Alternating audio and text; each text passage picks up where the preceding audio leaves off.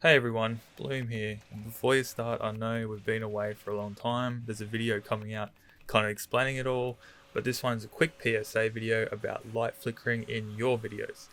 So with the sport getting much more popular and the amount of flickering I've seen in community videos, I felt I should explain the issue and how to actually fix it.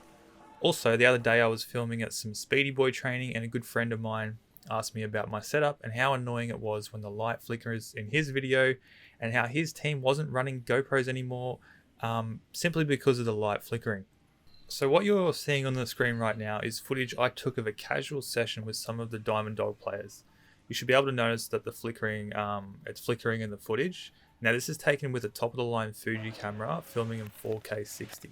So for those of you who are running older GoPros, for example, and think that the flickering is because it's an older, crappier model, or it doesn't have set features or something like that, that's not the case at all. Do not stress. Also, the issue isn't related to action cams. Really high-end production cameras will also suffer from the same thing. So it's not just, your GoPro. Now, if we flick to this other footage, you're looking at the exact same location at the exact same time. Both are filmed about 7 p.m. At night, and as you can see, there is no flickering at all. Both videos you've seen a straight raw footage from the camera. It's filmed in F-Log, which is why it looks kind of grey and washed out. It's so I can then go in and color grade, and it's much easier for me to edit the footage, and it provides more information recording it in that. Both clips are unedited, so what I'm going to do really quickly is just put a quick color grade on and you'll see it improves the footage. So what is causing the issue? Well, let me explain. The issue is directly related to the frame rate we are filming in, also known as the FPS or frames per second. The most common ones are probably 30 and 60. However, those produce light flickering. But wait, you're going to say something like, Bloom, I've watched heaps of airsoft videos in 60 FPS with no flickering, so that's not true. And that is actually true, you will see a lot, but the key factor to this entire issue is location and electricity. So I'll put a quick map up on the screen.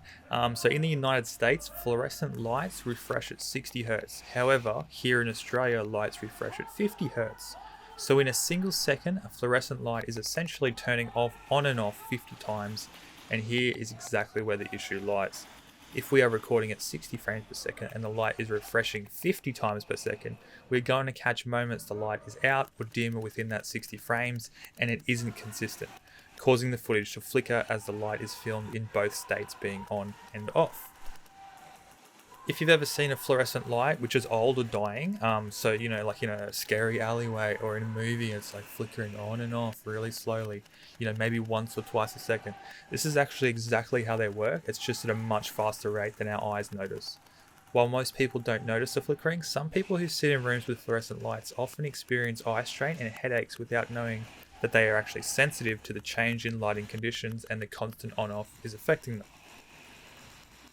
So we want to be recording in frame rates that are divisible by the amount of the refresh time of the lights. So in America or the US, for example, these would be 30 FPS, 60, 120 or 240.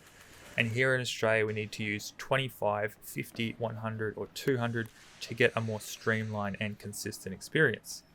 If we are matching the rate the lights are turning on and off, we are then matching the moments they are on. So it looks pleasing to the eye. Also remember that outside in the sun is a constant source of light and it does not turn on and off. So this doesn't really apply for outdoors. This is more indoors and especially with fluorescent lighting. Now those clever ones in the crowd with experience around camera and videos are going to pipe up and be like, Bloom, we can counter the effect with shutter speeds and angles, which you can. However, I think that's more out of the scope of the general user.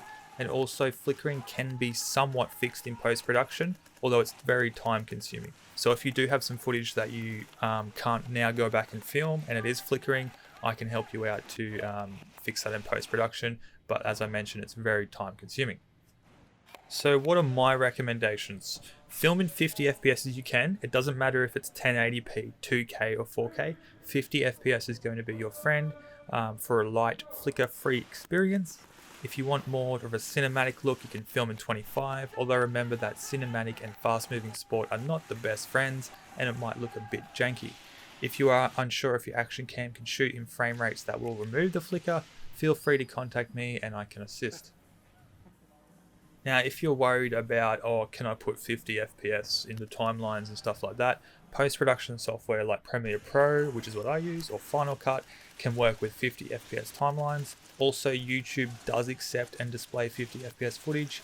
You can get creative and put 50 FPS footage in a 60 FPS timeline, which is what I've done for this very video. If you ever want some tips and tricks on editing footage, I'd be happy to do a video upon requests. I hope this has helped you looking to film indoors and especially at night time. If you appreciate what we do, don't forget to like and subscribe. If you have any questions, feel free to drop those in the comments below or hit us up on any of our socials found in the description below.